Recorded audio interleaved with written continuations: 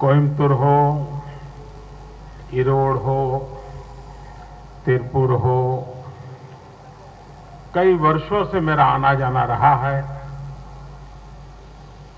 कार्यकर्ताओं के साथ, यहां के लोगों के साथ, यहां के समाज जीवन के लोगों के साथ कई बार मिल बैठ करके यहां की समस्याओं को जानने का, समझने का प्रयास किया है। जब मैं गुजरात में मुख्यमंत्री भी नहीं था तब भी मैं यहां आया करता था, और आज तमिलनाडु में प्रधानमंत्री बनने के बाद आया तो कई बार मैं, लेकिन सार्वजनिक सभा में बोलने का ये पहला अवसर है। और आपने जो स्वागत किया है, सम्मान किया है, आपने जो प्यार दिया है, मैं आपका बहुत बहुत आभारी हूं। கோவையாக இருந்தாலும் சரி, திருப்பூராக இருந்தாலும், ஈரோடாக இருந்தாலும் நான் பலமுறை இங்கு வந்திருக்கிறேன்.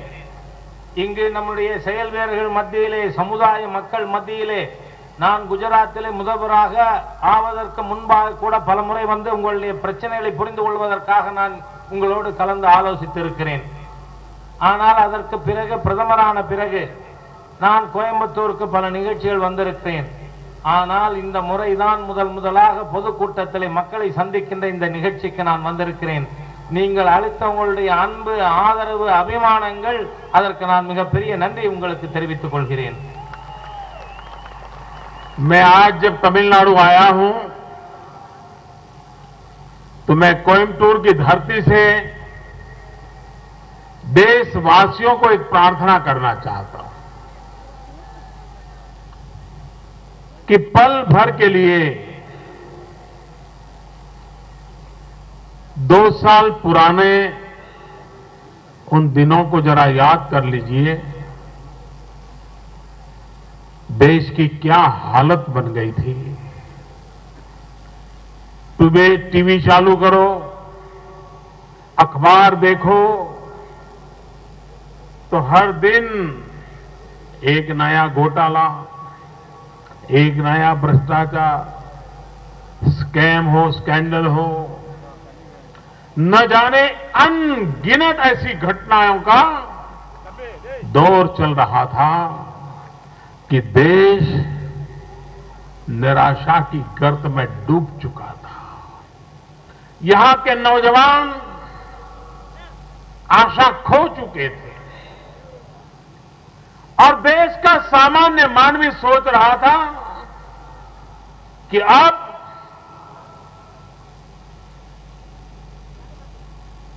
बद से बदतर होता जाएगा, परेशानियां बढ़ती जाएगी,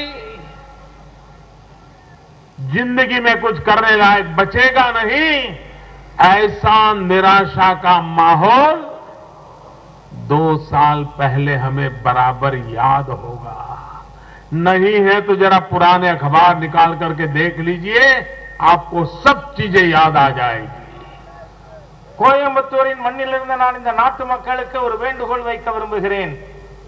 2 ஆண்டுகளுக்கு முன்பாக என்ன நிலை இருந்தது என்பதை பற்றி சிறிது சிந்தித்து பாருங்கள். டிவியை நாம ஆன் செஞ்சு பார்த்தோம்னா அன்றைக்கு புதிதாக ஒரு ஊழல் வெளியே வந்திருக்கும். மிகப்பெரிய ஊழல்கள், மகத்தான ஊழல்கள். ஒவ்வொரு நாளும் இந்த மாதிரி ஊழல்கள் வெளிவந்ததை பார்த்து இந்த நாட்டு மக்கள் நம்பிக்கையை இழந்திருந்தார்கள், விரக்தியிலே இருந்தார்கள். இளைஞர்களுக்கு எதிர்காலம் பற்றிய நம்பிக்கை முழுமையாக அழிந்து போயிருந்தது. இந்த நாட்டிலே இருக்கின்ற ஒரு குழந்தைக்கும் எதிர்காலம் இல்லை என்கின்ற நோக்கம், இந்த நாடு முன்னேறாது என்கின்ற ஒரு விரக்தியான சூழ்நிலை இந்த மாதிரி இருந்ததை சற்று நீங்கள் கடந்த காலத்தில் 2 ஆண்டுக்கு முன்பாக இருந்த சூழ்நிலையை சற்று நினைத்து பாருங்கள் என நான் கேட்டுக்கொள்கிறேன். आज 1.5 साल के भीतर दिल्ली में सरकार बनने के बाद पूरे देश में एक नया विश्वास पैदा हुआ है, नई आशा का संचार हुआ है और समाज के हर तबके के लोगों को, चाहे गांव में रहते हो, शहर में रहते हो, चाहे पढ़ते हो या नौकरी खोजते हो, चाहे कारखाने कारखाने में काम करते हो, चाहे खेत में काम करते हो, माताएं बहनें हो, घर में बुजुर्ग हो, हर किसी को ये विश्वास पैदा हुआ है कि अब ये देश आगे बढ़ के ही रहेगा, ये देश नई ऊंचाइयों को पार करके ही रहेगा। இந்த 1.5 ஆண்டுகளிலே டெல்லியிலே நம்முடைய ஆட்சி வந்த பிறகு இன்றைக்கு இந்த நாட்டு மக்களிடம் நம்பிக்கை பிறந்திருக்கிறது. இளைஞர்கள் மத்தியிலே ஒரு எதிர்பார்ப்பு ஏற்பட்டு இருக்கிறது. தாய்மார்களாக இருக்கலாம், இளம் பெண்களாக இருக்கலாம், வீட்டிலே இருக்கின்ற பெரியவர்களாக இருக்கலாம், அவர்கள் அனைவருக்கும் இந்த நாட்டினுடைய எதிர்காலம் பற்றிய ஒரு நம்பிக்கை, எதிர்பார்ப்பு. படித்துக் கொண்டிருக்கின்ற மாணவனாக இருக்கட்டும், அல்லது வேலை வாய்ப்பை எதிர்பார்த்து கொண்டிருப்பவனாக இருக்கட்டும், நகரத்திலே வசிப்பவராக இருக்கட்டும், கிராமங்களிலே வசிப்பவராக இருக்கட்டும், அல்லது தொழிற்சாலைகளை பணியாற்றுபவராக இருக்கட்டும், இன்று அனைத்து மக்களுக்கும் இந்த நாடு புதிய புதிய உயர் நிலைகளை நோக்கி மேலே செல்லும் என்கின்ற ஒரு நம்பிக்கை, எதிர்பார்ப்பு இந்த 1.5 ஆண்டுகளிலே உருவாகி இருக்கிறது. कुछ लोग बहुत परेशान हैं, उनको बहुत तकलीफ हो रही है। पहले तो तकलीफ ये हो गई कि ये चाय बेचने वाला प्रधानमंत्री कैसे बन गया, और वो भी पूर्ण बहुमत से सरकार कैसे बना ली। 18 महीने हो गए, लेकिन ये लोग लोकतंत्र की भावनाओं को स्वीकार करने के लिए तैयार नहीं है, जनता जनार्दन के आदेश को स्वीकार करने के लिए तैयार नहीं है, अपने पराजय को स्वीकार करने का मन नहीं बना पा रहे हैं, और इसलिए उनको दिन रात ये सरकार चुभती है, और उनके सपा शिलागारों को भी सरकार चुभती है।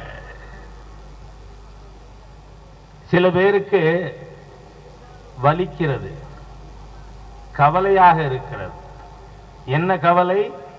எப்படிரா ஒரு தேநீர் விற்றுக் கொண்டிருந்த ஒருவன் இங்கு பிரதமராகிவிட்டான், அதிலும் பூரண பெரும்பான்மையோடு. அவர்களால் மக்களுடைய இந்த ஜனநாயக கட்டளையை ஏற்றுக்கொள்ள முடியவில்லை. ஆகவே அவர்களுக்கு வலிக்கிறது, கவலை வருகிறது. அவர்களுடைய தோல்வியை அவர்களால் ஜீரணித்துக் கொள்ள முடியவில்லை. அதனால்தான் இந்த அரசாங்கத்தினுடைய செயல்பாடுகள் ஆகியவற்றை அவர்களால் ஏற்றுக்கொள்ள முடியவில்லை. गरीबों के नाम पर राजनीति करने वाले, पिछड़ों के नाम पर राजनीति करने वाले, वंचितों के नाम पर राजनीति करने वाले इस बात को सहन नहीं कर पा रहे हैं कि कोई गरीब मां का बेटा, कोई पिछड़ा, कोई वंचित ये इस देश की बागडोर संभाले। ये बात उनके गले नहीं उतर रही है, क्योंकि उनको तो गरीबों के नाम पर राजनीति करने के सिवाय कुछ करना नहीं है। ஏழை மக்களின் பெயரிலே அரசியல் நடத்துபவர்கள், பிற்பட்ட மக்களின் பெயரிலே அரசியல் நடத்துபவர்கள், வஞ்சிக்கப்பட்ட மக்களின் பெயரிலே அரசியல் படுபவர்களுக்கு ஒரு ஏழை தாயின் மகன் இந்த நாட்டினுடைய நிர்வாகத்தை நடத்தி கொண்டிருப்பதை அவர்களால் ஜீரணித்துக் கொள்ள முடியவில்லை, ஏற்க முடியவில்லை. ஏனென்று சொன்னால் அவர்கள் இப்பொழுது இந்த நாட்டிலே ஒரு ஏழை தாயினுடைய மகனுடைய நிர்வாகத்தின் மூலம் நமக்கு கிடைப்பதைக் கண்டு அவர்களுக்கு என்ன கவலை? இதுவரை அவர்கள் ஏழைகள், பிற்பட்டவர்கள் பெயராலே அரசியல் நடத்தினார்கள், அது இனிமே முடியாதுங்கிறதுனால கவலையில் இருக்கிறார். पिछले 1.5 साल में एक भी स्कैंडल नहीं हुआ, एक भी स्कैम नहीं हुआ, कहीं ऐसी कोई आरोप नहीं लगे, तो इन लोगों को परेशानी है कि अब करे क्या इस मोदी का। இந்த 1.5 வருஷத்துல எந்த ஒரு ஊழல் குற்றச்சாட்டும் இல்லை, யார் மீதும் குற்றம் சாட்ட முடியவில்லை, மெகா ஊழல்கள் இல்லை. அதனால இவங்களுக்கு இப்ப என்ன கவலை வந்துருச்சு? இந்த மோடியை என்னடா பண்றது? और इसलिए लोकसभा के अंदर तो हम काम कर पाते हैं, हो हल्ले के बीच कर पाते हैं, विरोधों के बीच कर पाते हैं, लेकिन राज्यसभा में ऐसे गुस्सा निकाल रहे हैं, ऐसे गुस्सा निकाल रहे हैं, मोदी तुझे दिखा देंगे, तू प्रधानमंत्री बन गए, अब देखते हैं तुम्हारा क्या होता है। ये क्या लोकतंत्र का तरीका है क्या? गरीबों की भलाई के निर्णय राज्यसभा में अटके पड़े हुए हैं। क्या ये नकारात्मकता, ये विरोधवाद, आपकी राजनीति कुछ भी हो, लेकिन कम से कम देश के गरीबों को बांध में मत लो। ஆனால் நாம் லோக்சபாவிலே மக்கள் சபையிலே நம்மால் பணியாற்ற முடிகிறது. கூச்சல் குழப்பங்களுக்கு இடையிலே, இவர்களுடைய விரோதத்திற்கு இடையிலே, எதிர்ப்புக்கு இடையிலே நம்மால் மக்களவையிலே நம்ம நடவடிக்கைகளை மேற்கொள்ள முடிகிறது. ஆனால் இவர்கள் என்ன நினைக்கிறார்கள்? இந்த மோடியை, ஒரு ஏழை பிற்பட்ட சமுதாயத்திலிருந்து வந்த இந்த மோடியை ராஜ்யசபாவில் நாங்கள் நடவடிக்கை எடுக்க விடமாட்டோம், தீர்மானங்கள் நிறைவேற்ற விடமாட்டோம். இந்த மாதிரியாக அவர்கள் இந்த நாட்டிற்கு எதிராக ஏழை எளிய மக்களுக்கான திட்டங்களை நிறைவேற்ற முடியாமல் அவர்கள் ராஜ்யசபாவிலே நடந்து கொண்டிருக்கிறார்கள். आपको हैरानी होगी, जब मैं लोकसभा का चुनाव लड़ रहा था तब मैंने कहा था कि इस देश में कानूनों का इतना जंगल खड़ा कर दिया है, कानूनों का इतना जंजाल खड़ा कर दिया है कि सामान्य मानवी, अनपढ़ आदमी, गरीब आदमी, गांव का आदमी, वो बेचारे उस कानूनों में ऐसा फंसा रहता है कि जो जहां पहुंचना है वहां पहुंच भी नहीं पाता है. அதாவது நான் லோக்சபா தேர்தலின் பொழுதே, மக்களவை தேர்தலின் பொழுதே நான் சொன்னேன், இந்த நாட்டிலே சட்டங்கள் எண்ணிக்கைக்கு அதிகமாக காடு போல நிறைவேற்றப்பட்டு இருக்கிறது. சாதாரண படிக்காத ஏழை எளிய மக்கள் இந்த சட்டத்தை புரிஞ்சுக்க முடியாம அந்த சட்ட சிக்கலிலே அவர்கள் சிக்கி தவிக்கிறார்கள். गरीबों के लिए तकलीफ पैदा करने वाले, मुश्किल पैदा करने वाले, कठिनाइयां पैदा करने वाले 1800 कानून मैंने ऐसे खोज के निकाला कि जिसकी कोई जरूरत नहीं है, वो कानून मुझे खत्म करने हैं. 700 कानून लोकसभा में पारित हो गया खत्म करने का, लेकिन राज्यसभा में वो खत्म नहीं करने दिया जाता है, राज्यसभा चलने नहीं दी जाती है. गरीब के हक को रोकने का पाप हो रहा है वहां पर. அதாவது ஏழை எளிய மக்களுக்கு விரோதமான, அவர்களுக்கு எதிரான சட்டங்கள் 1800 சட்டங்களை நான் தெரிவெடுத்து தெரியப்படுத்தினேன். இப்பொழுது அது மக்களவையிலே 700 சட்டங்கள் நாம் முடிவுக்கு கொண்டு வந்துட்டோம். ஏழை மக்களுக்கு விரோதமானது, அவர்களுக்கு எதிரான சட்டங்கள் மக்களவையிலே நீக்கப்பட்டிருக்கிறது. ஆனால் இந்த சட்டங்களை நீக்குவதற்கு ராஜ்யசபாவிலே நமக்கு அனுமதிக்க மாட்டேன் என்று காங்கிரஸ் கட்சி செயல்பட்டு கொண்டிருக்கிறது. ஏழை எளிய மக்களுக்கு எதிரான மிகப்பெரிய பாவச் செயலாகும்.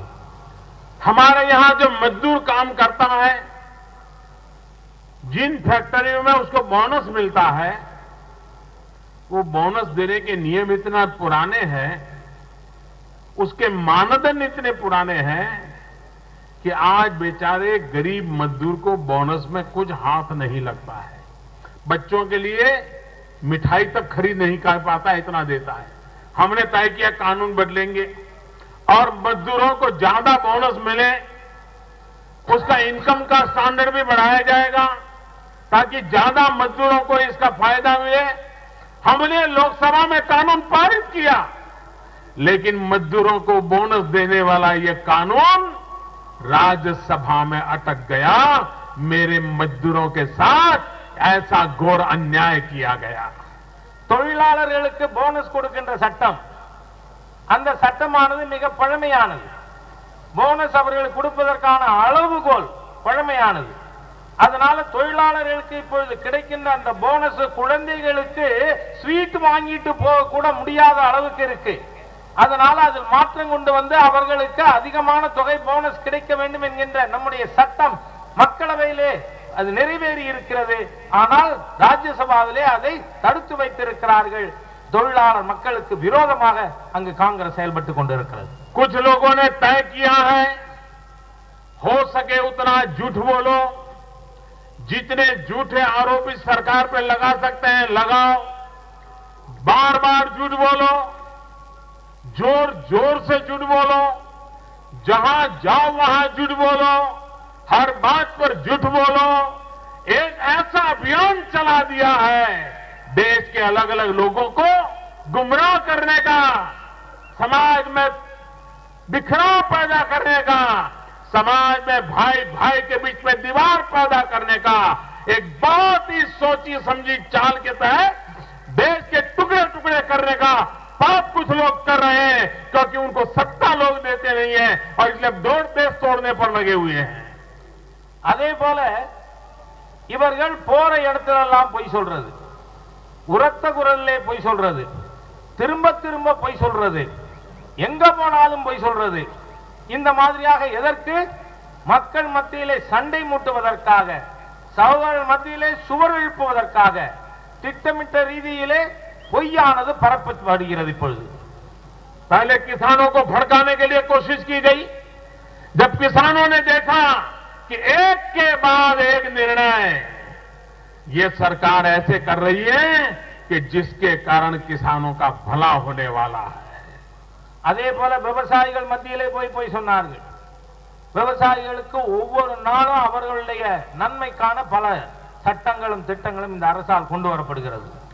2014 में मेरी सरकार नई बनी थी, मुझे ढेर सारे मुख्यमंत्रियों की चिट्ठियां आती थी, कुछ मुख्यमंत्रियों की 2-2, 4-4, 5-5 चिट्ठियां आती थी और मैं नया प्रधानमंत्री बना था। और चिट्ठी किस बात की आती थी? मुख्यमंत्री मांग करते थे कि हमारे राज्य में किसानों को यूरिया चाहिए, भारत सरकार हमें यूरिया देने का प्रबंध करे। और मुख्यमंत्री गुस्सा व्यक्त करते थे भारत सरकार के प्रति। दूसरी तरफ यूरिया आता था तो काले बाजारी में बिकता था, यूरिया होता था तो कई राज्यों में किसानों को कतार लगानी पड़ती थी और पुलिस को लाठीचार्ज करना पड़ता था। ये जब मैं प्रधानमंत्री बना उसके शुरुआत के दिनों में ये सारी पुरानी जो विरासत थी वो हमारे नसीब में आई थी। 2014 முதலாக நான் அரசமைத்த பொழுது பல மாநில முதலமைச்சர்களிடமிருந்து எனக்கு கடிதம் வந்தது। சில முதலமைச்சர்கள் 2 தடவை, 4 தடவை, 5 தடவை எனக்கு கடிதம் அனுப்பினார்கள்। எதற்காக? விவசாயிகளுக்கு யூரியா கிடைக்கல, யூரியா கிடைக்காத காரணத்தால் விவசாயிகள் அது குறைவாக, அதுக்கு டிமாண்ட் அதிகமானதுனால வரிசையில் நிற்கிறான், அதுல தள்ளுமுள்ளு, போலீஸ் லாட்டி சார்ஜ் பண்ணுது। இந்த மாதிரியாக மத்திய அரசாங்கத்தின் மீது கோபத்தோடு முதலமைச்சர்கள் அனைவரும் கடிதம் எழுதினார்கள்। मेरे किसान भाइयों बहनों, ये 2015 का वर्ष ऐसा गया, किसी मुख्यमंत्री को भारत सरकार को यूरिया मांगने के लिए चिट्ठी नहीं लिखनी पड़ी। इस देश में कहीं पर भी यूरिया लेने के लिए गए हुए किसानों पर लाठीचार्ज नहीं हुआ। इस देश के किसी किसान को यूरिया काले बाजारी में खरीदना नहीं पड़ा, क्योंकि पहली बार हिंदुस्तान आजाद होने के बाद पहली बार सबसे ज्यादा यूरिया फर्टिलाइजर का उत्पादन ये 2015 में हुआ। இது 2015க்கு பிறகு ஏதாவது ஒரு முதலமைச்சருக்கு எங்கள் மாநிலத்திற்கு யூரியா வேண்டும் என்று கடிதம் எழுத வேண்டிய அவசியம் ஏற்படவில்லை। யூரியா வாங்குவதற்காக விவசாயிகள் போலீஸ் தடியடியை தாங்க வேண்டிய அவசியம் ஏற்படவில்லை। யூரியா எங்கேயும் கள்ளச்சந்தையில் விற்கக்கூடிய சூழ்நிலை இல்லை। காரணம் என்ன? விவசாயிகளுக்கு தேவையான அளவிற்கான யூரியா 2015 நாம் உற்பத்தி செய்து காட்டியிருக்கின்ற காரணத்தினாலே। गन्ना किसान, यहां पर भी गन्ना के किसान हैं अलग अगल बगल में, चीनी की मिलें गन्ना किसान को पैसे देते नहीं, देश भर में गन्ना किसान के पैसे बकाया है। चीनी का उत्पादन ज्यादा हो गया, दुनिया के बाजार में चीनी को लेने वाला नहीं है, चीनी का दाम गिर गया, फैक्ट्री वाले किसान को पैसे नहीं दे रहे। ये दृश्य कई वर्षों से ये भी चक्र चलता रहा है। गन्ना किसान अपने पैसों के लिए बेचारा तरसता रहता है। அதே போல கரும்பு உற்பத்தி செய்கின்ற விவசாயிகள், இங்கேயும் கூட கரும்பு உற்பத்தி செய்கின்ற விவசாயிகள் பலர் இருப்பீர்கள், அவர்களுக்கு சர்க்கரை உற்பத்தி அதிகமாய் அதனுடைய விலை குறைந்த காரணத்தினால தொழிற்சாலைகள் கரும்புக்கு விலை கொடுக்கவில்லை, அவர்களுக்கு நிலுவைத் தொகை இருந்தது। ஆனால் இந்த ஆண்டு எங்காவது விவசாயிக்கு தொழிற்சாலை கரும்பு நிலுவைத் தொகை இருக்கிறது என்கின்ற ஒரு குற்றச்சாட்டு வந்திருக்கிறதா? इतना ही नहीं, इन गन्ना किसानों की मदद करने के लिए भारत सरकार ने 6,000 करोड़ रुपए का पैकेज दिया, लेकिन हमने तय किया कि हम चीनी मालिकों को ये पैसे नहीं देंगे, हम जनधन अकाउंट में किसान के खाते में सीधे पैसा जमा करवाएंगे और आज देश में पहली बार किसानों को डायरेक्ट पैसे देने की हमने व्यवस्था करवाई।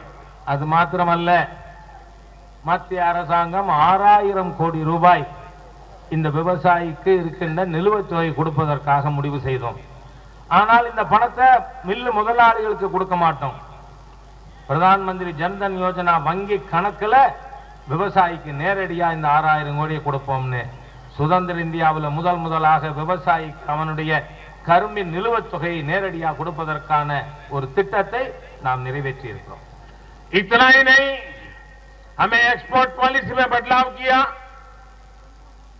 हमने रॉ शुगर के लिए नए नियम बनाए, हमने इंपोर्ट के ऊपर कड़ा प्रतिबंध लगाने की व्यवस्था की। इन सारों का परिणाम यह आया कि आज हम किसान को मदद कर सके इस स्थिति में पहुंच गए। அதே போல சர்க்கரைக்கான ஏற்றுமதி இறக்குமதி விதிகளிலே நாம் மாற்றம் கொண்டு வந்தோம். இறக்குமதிக்கான எக்ஸைஸ் டியூட்டி அதை நாம் அதிகப்படுத்தின காரணத்தினால சர்க்கரைக்கு இங்கு விலை கிடைப்பதற்கு ஏற்பாடு செய்தோம். அதனால விவசாயிகள், கரும்பு உற்பத்தி செய்த விவசாயிகள் பலன் அடைந்திருக்கிறார்கள்.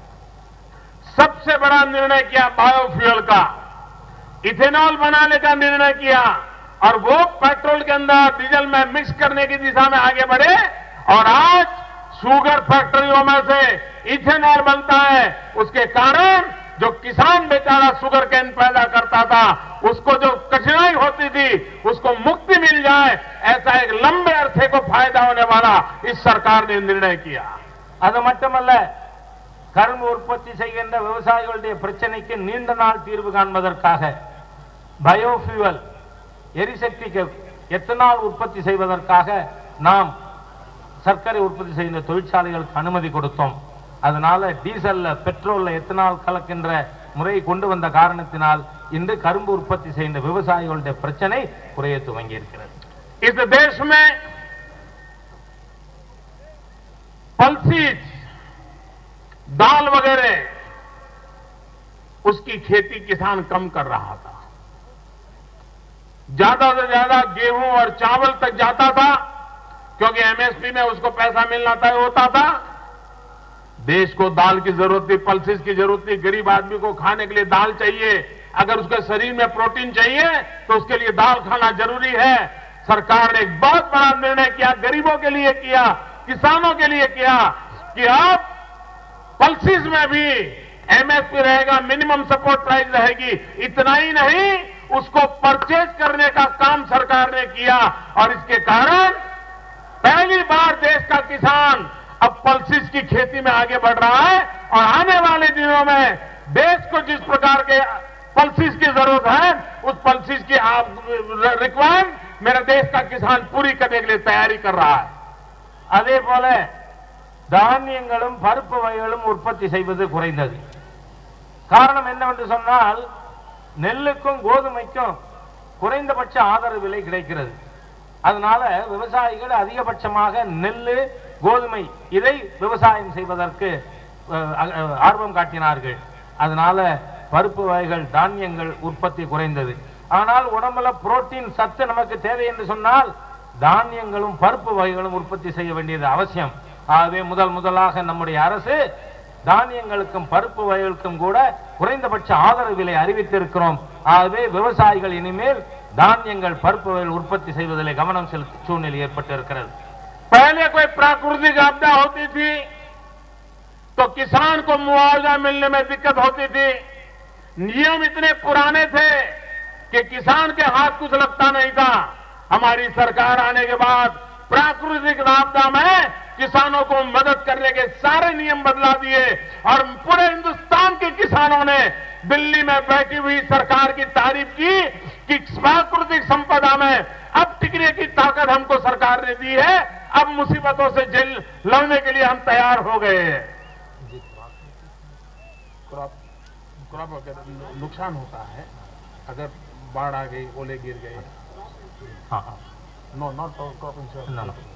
விவசாயிகளுக்கு இயற்கை சீற்றத்தால் ஏற்படுகின்ற நஷ்டத்தினை ஈடு செய்வதற்காக புதிய திட்டத்தை நாம் கொண்டு வந்திருக்கிறோம். இனிமேல் இயற்கை சீற்றத்தால், வெள்ளத்தாலே, பஞ்சத்தாலே விவசாயிக்கு ஏதாவது இழப்பு ஏற்படுமானால் அதனை ஈடு செய்வதற்கான முயற்சிகளை மத்திய அரசாங்கம் மேற்கொண்டிருக்கிறது. हमारे देश का किसान क्रॉप इंश्योरेंस में कभी जुड़ना नहीं चाहता था। इतनी सरकारें आई, इतने क्रॉप इंश्योरेंस की योजनाएं आई, 20% से ज्यादा देश का किसान क्रॉप इंश्योरेंस नहीं करवाता था क्योंकि इंश्योरेंस के नियमों में गड़बड़े थी। किसान को पैसा बहुत देना पड़ता था। हमने इस बार इतना बड़ा महत्वपूर्ण निर्णय किया है कि किसान सिर्फ 2%, 1.5% में अपना इंश्योरेंस ले सकता है। और मैं चाहता हूं कि जो भी मेरी बात सुनते हैं, किसानों की मदद करने के लिए, किसानों को इंश्योरेंस लेने के लिए प्रेरित कीजिए। उसकी जिंदगी में कभी कोई संकट आएगा तो सरकार उसके साथ पूरी तरह खड़ी रहेगी। இதே போல பயிர் காப்பீடு திட்டம், பல்வேறு பயிர் காப்பீடு திட்டங்கள் அறிவிக்கப்பட்டிருந்தாலும் 20% விவசாயிகள் தான் பயிர் காப்பீடு திட்டத்தை மேற்கொண்டார்கள். அதற்கு காரணம் என்ன? தொகை, பிரீமியம் தொகை அதிகமாக இருந்தது. அதுல சட்ட திட்டங்கள் கடுமையாக இருந்தன. ஆகவே இந்த அரசாங்கம் இப்பொழுது புதிய பயிர் காப்பீடு திட்டம் அறிவித்திருக்கிறது. 2%, 2.5% மாத்திரம் பிரீமியம் கட்டினா போதும், விவசாயிக்கு பயிர் காப்பீடு திட்டமானது அமல்படுத்தப்படும். ஆகவே இனிமேல் விவசாயிகள் பயிர் இழப்பின் மூலமாக அவர்கள் கஷ்டப்படுகின்ற சூழ்நிலை இருக்காது. இந்த அரசாங்கம் என் கஷ்டத்தை போக்கும் என்கின்ற ஒரு நம்பிக்கை அவர்களுக்கு வந்திருக்கிறது. இங்கு வந்திருக்கிற உங்களிடம் கேட்கிறேன், விவசாயிகளிடம் போய் இந்த திட்டத்தை சொல்லுங்கள். 60 साल में जो किसानों को नहीं मिला था वो 16 महीने के भीतर भीतर किसानों को मिल गया। और उसके कारण कुछ लोगों की नींद उड़ गई है। उनको लग रहा है ये मोदी का क्या करे, ये तो किसानों की सेवा में लग गया, इसके कारण उनको नींद नहीं आती है। 60 ஆண்டுகளாக விவசாயிகளுக்கு கிடைக்காத திட்டங்கள் இந்த 16 மாதத்திலே கிடைத்திருக்கிறது. அதனால ரொம்ப பேருக்கு தூக்கம் போச்சு. விவசாயிகளின் நலன்களில் ஈடுபடுகின்ற இந்த மோதியை நாம என்ன பண்றது? अब उन्होंने पिछले दिनों हमने डॉक्टर बाबा साहब आंबेडकर की 125वीं जयंती मनाई। भारत रत्न डॉक्टर बाबा साहब आंबेडकर का हमने गौरव गान किया। पहली बार डॉक्टर बाबा साहब आंबेडकर के हमने सिक्के निकाले, पोस्टल स्टैम्प निकाला। पार्लियामेंट में 2 दिन के लिए संविधान और बाबा साहब आंबेडकर की 125वीं जयंती पर डिबेट की। लंदन के बाबा साहब आंबेडकर जहां पढ़ते थे वो मकान सरकार ने लिया, स्मारक बनाया। मुंबई में इंदु मिल, जहां बाबा साहब ने श्वास छोड़ी थी, अंतिम क्रिया हुई थी, उस चैत्य भूमि को बनाने के लिए इंदु मिल हमने बाबा साहब आंबेडकर के स्मृति में दे दी। हमने दिल्ली में बाबा साहब आंबेडकर के लिए 2 भव्य स्मारक बनाने की दिशा में कदम उठाए। बाबा साहब आंबेडकर जिनको पूरी तरह भुला दिया गया था, बाबा साहब आंबेडकर जिनके विचारों को दबोच दिया गया था, उस बाबा साहब आंबेडकर के लिए एक के बाद एक हम जब काम करने लगे, दलित, पीड़ित, शोषित, वंचितों के लिए काम करने लगे, तो ये भड़क गए। उनको लगता था ये तो हमारा ठेका था, ये तो हमारे वोट है। अब मोदी बाबा साहब आंबेडकर की पूजा करने लग गया है। मोदी बाबा साहब आंबेडकर के 125 साल मना रहा है। मोदी बाबा साहब आंबेडकर के सिक्के निकाल रहा है। मोदी बाबा साहब आंबेडकर के नाम पर पार्लियामेंट चला रहा है, सब चर्चाएं कर रहा है। अब मोदी से दलितों को जाने से रोकना पड़ेगा, दलितों को पीछे लेना पड़ेगा।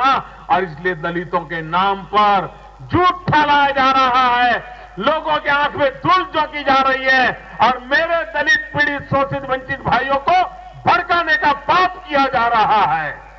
அதே போல பாபா சாஹேப் அம்பேத்கர் அவர்களுடைய 125வது ஆண்டு விழா நாம் எடுத்திருக்கோம்.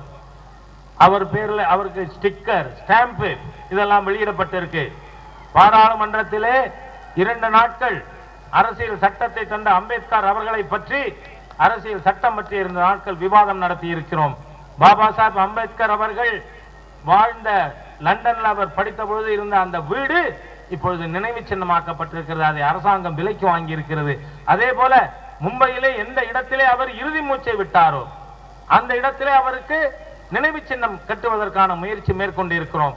இந்த மாதிரியாக பாபா சாஹேப் அம்பேத்கர் அவர்களுடைய நினைவுகளுக்காக அதை யாரெல்லாம் மறந்து போயிருந்தார்களோ அவர்களுக்கு முன்னால் நாம் இது அனைத்தையும் செய்யும் பொழுது அவர்களுக்கு இப்பொழுது கவலை வந்திருக்கிறது. இது தலித் மக்களுடைய ஓட்டு வங்கிக்கு நம்ம தானே முழு கான்ட்ராக்ட்.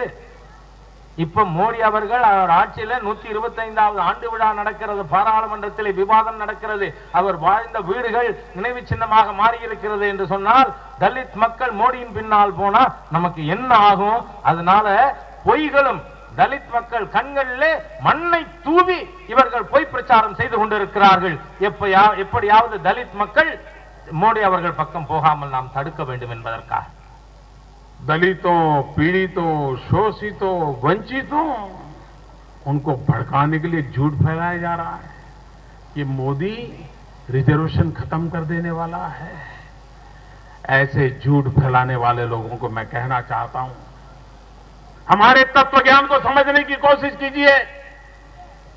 शरीर कितना मजबूत क्यों ना हो, ऊंचाई अच्छी हो, वजन अच्छा हो, जेब में पैसे भरपूर हो, सब कुछ हो, खाना बढ़िया खाता हो, सब कुछ हो, लेकिन अगर एक हाथ दुर्बल हो तो उस शरीर को कभी स्वस्थ नहीं कहा जाता. एक आंख अगर दुर्बल हो तो उस शरीर को भी स्वस्थ नहीं कहा जाता. संपूर्ण भारत माता तब स्वस्थ होती है जब मेरे 125 करोड़ देशवासी स्वस्थ होते हैं, मेरे दलित ताकतवर होते हैं, मेरे पीड़ित ताकतवर होते हैं, मेरे वंचित ताकतवर होते हैं. समाज का दबा हुआ वर्ग 60 साल से जो विकास की प्रतीक्षा कर रहा है उसको अगर अवसर नहीं मिलेगा तो देश कभी आगे नहीं बढ़ेगा.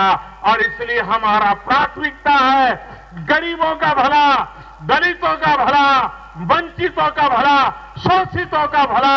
इसी को लेकर के हम काम कर रहे हैं. दलित மக்கள் மோடியின் பின்னால் செல்லுகிறார்கள் என்று இப்பொழுது பொய் பரப்புகிறார்கள், அவர்களை தூண்டி விடுகிறார்கள். என்ன சொல்றாங்க? மோடி அவர்கள் தலித் மக்களுக்கு இருக்கின்ற இடஒதுக்கீட்டை முடிவுக்கு கொண்டு வந்து விடுவார் என்று. அவருக்கு நான் ஒன்று சொல்லிக்கொள்ள விரும்புகிறேன். நம்முடைய தலித் மக்கள் வஞ்சிக்கப்பட்டவர்கள், ஒடுக்கப்பட்டவர்கள், அவர்கள் முன்னேற வேண்டும். ஏனென்று சொன்னால் ஒருத்தன் அழகா இருக்கலாம், நல்ல உணவு இருக்கலாம், அவனுக்கு நல்ல உடை உடுத்தி இருக்கலாம், ஆனால் ஒரு கை அவனுக்கு நொண்டியா இருக்குமானால் அவன் நல்லா இருக்கான், ஆரோக்கியமா இருக்கான்னு சொல்ல முடியாது. அவனுக்கு ஒரு கண் ஊனமா இருக்குமானால் அவன் நொண்டியா அவன் ஆரோக்கியமா இருக்கான்னு சொல்ல முடியாது.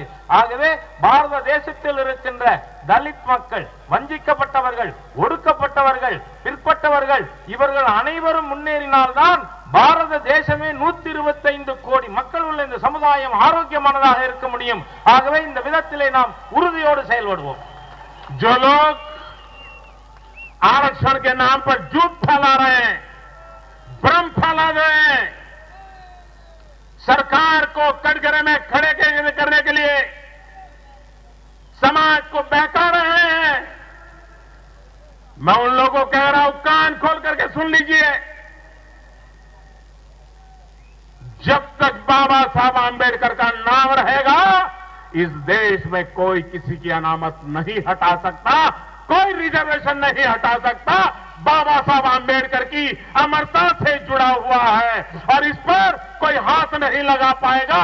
ये मैं देशवासियों को विश्वास दिलाना चाहता हूं.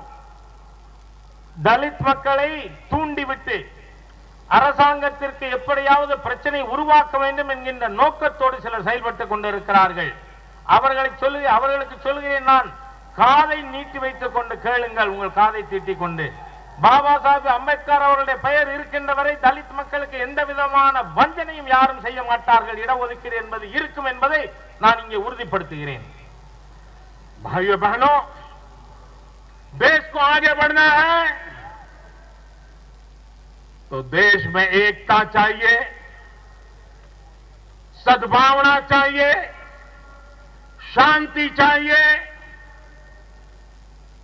यही राजमार्ग है जो विकास की नई ऊंचाइयों को पार करने के लिए इसकी पहली शर्त होता है. சகோதரர்களே, சகோதரிகளே, இந்த நாடு முன்னேற வேண்டுமானால் தேசத்தில் ஒற்றுமை இருக்க வேண்டும், நல்லிணக்கம் இருக்க வேண்டும், அமைதி இருக்க வேண்டும். ஆகவே பல உயரங்களை இந்த நாடு அடைய வேண்டும் என்று சொன்னால் அதற்கான தேவைகள், சவால்கள் इவை. आज दुनिया के कोई भी रिपोर्ट देख लीजिए, वर्ल्ड बैंक का रिपोर्ट हो, IMF का रिपोर्ट हो, क्रेडिट एजेंसीज का रिपोर्ट हो, सारी दुनिया एक स्वर से कह रही है कि दुनिया की जितनी भी बड़ी इकोनॉमी है उसमें अगर कोई तेज गति से आगे बढ़ने वाली इकोनॉमी है, जिसका जीडीपी तेज गति से आगे बढ़ रहा है, तो वो उस देश का नाम है हिंदुस्तान. मेरे प्यारो, हिंदुस्तान.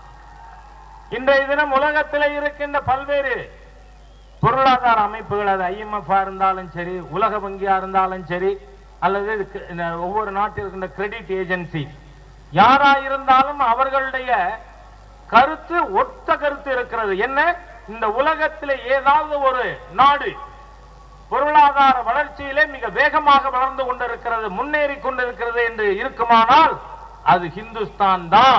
அதுதான் வேகமாக வளர்கின்ற நாடு என்பது எல்லாருடைய ஒத்த கருத்தையும் நம்மால் பார்க்க முடியும். मेरे नौजवान मित्रों, इस देश का सौभाग्य है कि आज हमारे देश में 65% जनसंख्या 35 से कम आयु की है. हमारा देश जवान है, हमारे जवानों के सपने भी जवान हैं और इसलिए देश की दौड़ने की ताकत भी जवानों जैसी है. இளைஞர்களே, நண்பர்களே, இந்த நாடு நாம் மிகவும் பாக்கியம் பெற்ற நாடு. ஏனென்றால் இந்த நாட்டில் இருக்கின்ற 65% மக்கள் 35 வயதிற்கு குறைவாக இருப்பவர்கள். ஆகவே இந்த நாடு இளமையான நாடு. ஆகவே இந்த நாட்டிலே நாம் ஓடுகின்ற சக்தி பெற்ற ஒரு இளமையான தேசம் இது என்பதிலே பெருமை கொள்ள முடியும். हमने मेक इन इंडिया का अभियान चलाया है. मेक इन इंडिया का अभियान इसलिए चलाया है ताकि हिंदुस्तान में पूंजी आए, कारखाने लगे और मेरे नौजवानों को रोजगार मिले, और उस दिशा में बहुत तेजी से काम आगे बढ़ रहा है. मुझे खुशी होती है कि पिछले दिनों मेरे पास जानकारी आई, फॉरेन डायरेक्ट इन्वेस्टमेंट में 39% इजाफा हुआ, 39% इंक्रीज हुआ है. இளைஞர்களே, நண்பர்களே, மேக் இன் இந்தியா திட்டம் நாம் ஏன் கொண்டு வந்திருக்கிறோம்? மேக் இன் இந்தியா திட்டம், இந்தியாவிலே உற்பத்தி செய்வோம் என்கின்ற திட்டத்தின் காரணமாக தான் இங்கு மூலதனமானது வந்து கொண்டிருக்கிறது. இதன் மூலமாக இளைஞர்களுக்கு வேலை வாய்ப்பு கிடைக்கிறது. உங்களுக்கு மகிழ்ச்சியான ஒரு செய்தியை என்னால் சொல்ல முடியும். அந்நிய நாடு நேரடி முதலீட்டிலே 39% வளர்ச்சி இந்த ஓராண்டிலே ஏற்பட்டிருக்கிறது. देश में जब भी इकोनॉमी की बात होती है तो दो ही विषयों की चर्चा होती है, प्राइवेट सेक्टर, पब्लिक सेक्टर. मैंने उससे एक कदम और आगे बढ़ा दिया है. यह देश प्राइवेट सेक्टर अपना काम करेंगे, पब्लिक सेक्टर अपना काम करेंगे. देश की ताकत तो पर्सनल सेक्टर में है और मेरी सरकार पर्सनल सेक्टर को बढ़ावा देना चाहती है. एक एक व्यक्ति को एंटरप्रेन्योर बनाना चाहती है. जॉब सीकर नहीं, जॉब क्रिएटर बने, ऐसे नौजवान मैं करना चाहता हूं तैयार. உலகம் முழுவதும் இருக்கின்ற நாடுகளிலே பொருளாதார வளர்ச்சி பற்றி பேசுவதென்றால் இரண்டு விஷயத்தை பேசுகிறார்கள். ஒன்று பொதுத்துறை, இன்னொன்று தனியார் துறை. ஆனால் இந்த இரண்டு தவிர மூன்றாவது துறை ஒன்றைத்தான் நான் கவனிக்கிறேன். அது தனிமனிதன் துறை. தனிமனிதன் பொருளாதார முன்னேற்றம் பெற வேண்டும். இளைஞர்கள் வேலை தேடுபவர்களாக இருக்கக்கூடாது, அவர்கள் வேலை உருவாக்குபவர்களாக இருக்க வேண்டும். और इसलिए सरकार ने एक मुद्रा योजना चालू की है. पहले हमने जनधन अकाउंट खोले, अब मुद्रा योजना चालू की है. उस मुद्रा योजना के तहत सामान्य मानवी, सब्जी बेचने वाला हो, कपड़ों की इस्त्री करने वाला धोबी हो, बाल काटने वाला नाई हो, अखबार बेचने वाला हो, दूध बेचने वाला हो, चाय बेचने वाला हो, पकोड़े बेचने वाला हो, सामान्य मानवी, उनको पैसे चाहिए, पैसे मिलते नहीं है, साहूकार ब्याज लेता है और उनकी जिंदगी में कभी अच्छे दिन नहीं आते हैं. भाइयों बहनों, मुद्रा योजना के तहत हमने ऐसे गरीबों को किसी भी प्रकार की गारंटी के बिना रुपये देना शुरू कर दिया और उसका परिणाम ही आया. 2 करोड़ से ज्यादा परिवारों को पैसा मिला. 95,000 करोड़ रुपए से ज्यादा पैसा मिला और वे अपने पैरों पर खड़े हुए, खुद को ही तो पेट भरते हैं और भी 2-3 लोगों को काम पे लगा के उनका भी पेट भरना शुरू किया है. ஆகவேதான் நம்முடைய அரசாங்கம் முத்ரா யோஜனா திட்டத்தை கொண்டு வந்திருக்கிறோம். சாதாரணமா தேநீர் விற்பவராக இருக்கலாம், இல்ல ஒரு சலவை தொழிலாளியா இருக்கலாம், இல்ல முடிதிருத்தம் வைத்திருப்பவராக இருக்கலாம், இல்ல நியூஸ் பேப்பர் போடுற பையனா இருக்கலாம். இந்த மாதிரியான சிறிய சிறிய வேலைகள் செய்பவர்களுக்கு மூலதனம் தேவையாக இருக்கு. அது நாம வட்டிக்காரன்ட்ட போனா அவன் வட்டி வாங்குறான், கந்து வட்டி. அதனால இவர்களுக்கு மூலதனம் கிடைக்க வேண்டும் என்பதற்காக இதுவரை நண்பர்களே 2 கோடி குடும்பங்களுக்கு இந்த முத்ரா யோஜனா திட்டத்தின் மூலமாக இதுவரை கடன் கொடுக்கப்பட்டு இருக்கிறது. 95,000 கோடி ரூபாய் मुद्रा वंगी திட்டத்தின் மூலமாக இப்பொழுது கடன் அளிக்கப்பட்டிருக்கிறது. इतना ही नहीं, देश के नौजवानों को हुनर सिखाने के लिए अलग स्किल डिपार्टमेंट बनाया, स्किल डेवलपमेंट के लिए अभियान चलाया. दुनिया के जिन देशों में स्किल डेवलपमेंट में ताकत है उनको भी जोड़ने का प्रयास किया. देश के करोड़ों करोड़ों नौजवानों के हाथ में स्किल देना, हुनर देना, उसका एक बहुत बड़ा अभियान चलाया है ताकि कभी इस नौजवान को रोजगार के लिए तड़पना न पड़े. அதே போல இளைஞர்களுக்கு திறமை வளர்ப்பதற்காக ஸ்கில் டெவலப்மெண்ட், அதற்கான மிகப்பெரிய திட்டம், அதற்கென்றே ஒரு புதிய மந்திரி சபை உருவாக்கி இருக்கிறோம். இந்த மாதிரியாக திறமை கொடுப்புகின்ற அமைப்புகளை ஒருங்கிணைத்து அதன் மூலமாக இனிமேல் நம்முடைய இளைஞர்கள் கையில வேலை செய்ய வேலை இல்லை, திறமை இல்லை என்று அவர்கள் தவிக்க வேண்டிய ஒரு சூழ்நிலை இனிமேல் ஏற்படாது என்கின்ற சூழ்நிலை உருவாக்கி இருக்கிறோம். उसी प्रकार से सरकारी नौकरियों में अगर पहचान नहीं है, रिश्तेदारी नहीं है, कोई जानकार नहीं है, कोई दलाल नहीं है, कोई करप्शन के पैसे नहीं है, तो नौजवान इंटरव्यू में फेल हो जाते थे, उनको नौकरी नहीं मिलती थी. दिल्ली में बैठी हुई सरकार ने महत्वपूर्ण निर्णय किया. 3रे और 4थे वर्ग के कर्मचारियों की कोई इंटरव्यू नहीं होगा, उसके एग्जाम के मेरिट के आधार पर उसको नौकरी दे दी जाएगी. भारत सरकार ने बहुत बड़ा फैसला किया. भ्रष्टाचार भी गया और हमारे नौजवानों को किसी के पीछे पीछे जो लगना पड़ता था और अपने रुपये जाते थे, सम्मान जाता था, उनको बचाने का एक बहुत बड़ा काम इस निर्णय से हमने कर दिया. அதே போல அரசாங்க உத்தியோகத்தில் நமக்கு தெரிஞ்சவர் இல்ல, புரோக்கர் இல்ல, லஞ்சம் கொடுக்க பணம் இல்ல, அதனால அரசு வேலை கிடைக்கல என்கின்ற ஒரு மோசமான சூழ்நிலையிலிருந்து இளைஞர்களுக்கு இனி புரோக்கர் கிட்ட போக வேண்டாம், இனிமே நமக்கு ஆள் இல்லையேன்னு யார் பின்னாடியும் தெரிய வேண்டாம். அவங்க எக்ஸாமினேஷன் கிளாஸ் 3 கிளாஸ் 4 இந்த 2 பொறுப்புகளுக்கும் பரீட்சையில் வாங்கின மார்க்கினுடைய மதிப்பெண்ணின் அடிப்படையில் அவர்களுக்கு வேலை கொடுக்க வேண்டும் என்று சொல்லி மிகப்பெரிய ஒரு திட்ட முடிவினை மத்திய அரசாங்கம் எடுத்தது. हमने एक अभियान चलाया, startup India, stand up India.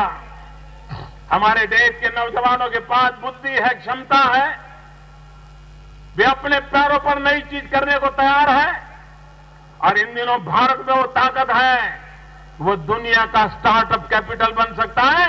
हमारे नौजवान हिम्मत के साथ नए प्रयोग करने के लिए तैयार है, इनोवेशन करने के लिए तैयार है, नए तरीके ढूंढने के लिए तैयार है और इन दिनों जीवन के हर क्षेत्र में इनोवेशन करके नौजवान नए नए स्टार्टअप शुरू कर रहे हैं और बड़े बड़े सपने लेकर के सही दिशा में मजबूत कदम रख रहे हैं। அதே போல start up India stand up India திட்டம், எழுந்திருப்போம் நின்றுவோம், இந்த திட்டத்தின்படி புதிதாக தொழில் அமைக்கின்ற ஒவ்வொரு இளைஞர்களுக்கும் அவர்களுக்கு திறமை இருக்கிறது, அவர்களிடம் அறிவு இருக்கிறது, ஆனால் அவர்களுக்கு அரசாங்கம் நிதி கொடுத்து உதவுவதற்காக இந்த மிகப்பெரிய ஒரு திட்டத்தை நாம் கொண்டு வந்திருக்கிறோம். मेरे प्यारे नौजवान दोस्तों, भारत की जो युवा शक्ति है उसके लिए नए नए अवसर पैदा करना, उनकी शक्ति को लेकर के देश को आगे बढ़ाना, चाहे देश का किसान हो, चाहे का दलित पीड़ित शोषित वंचित समाज हो, हमारी माताएं बहनें हो, हमारी खेती हो, हमारा पशुधन हो, हमारे नौजवान हो, सबको साथ लेकर के एक नई ताकत के साथ भारत आगे बढ़ना चाहता है, आपके सपनों को पूरा करना चाहता है और हमारी तरफ से मेहनत करने में कोई कमी नहीं रहती, दिन रात लगे रहते हैं। ये देश को आगे ले जाने के लिए मुझे आपका साथ और सहकार चाहिए। இளம் நண்பர்களே, இந்த நாட்டில் இருக்கின்ற பிற்பட்டவர், வஞ்சிக்கப்பட்டவர், ஒதுக்கப்பட்டவர், ஒடுக்கப்பட்டவர், கிராமத்தில் இருக்கிற நண்பர்கள், நகரத்தில் இருப்பவர்கள், தாய்மார்கள், பசு இனங்கள், இது எல்லாவற்றிற்குமான திட்டங்களை கொண்டு வந்து இந்த நாட்டை முன்னேற்றுவதற்கான முயற்சியிலே அரசாங்கமானது இறங்கி இருக்கிறது. உங்களுடைய முயற்சியிலே, ஆதரவிலே, என்னுடைய உழைப்பில் எந்த குறையும் இருக்காது. ராப்பகலாக உங்களுக்காக உழைப்பதற்கு நான் தயாராக இருக்கிறேன். ஆகவே உங்களுடைய ஆதரவோடு இந்த நாடு மிகப்பெரிய உயர்ந்த நிலைக்கு செல்ல வேண்டும்.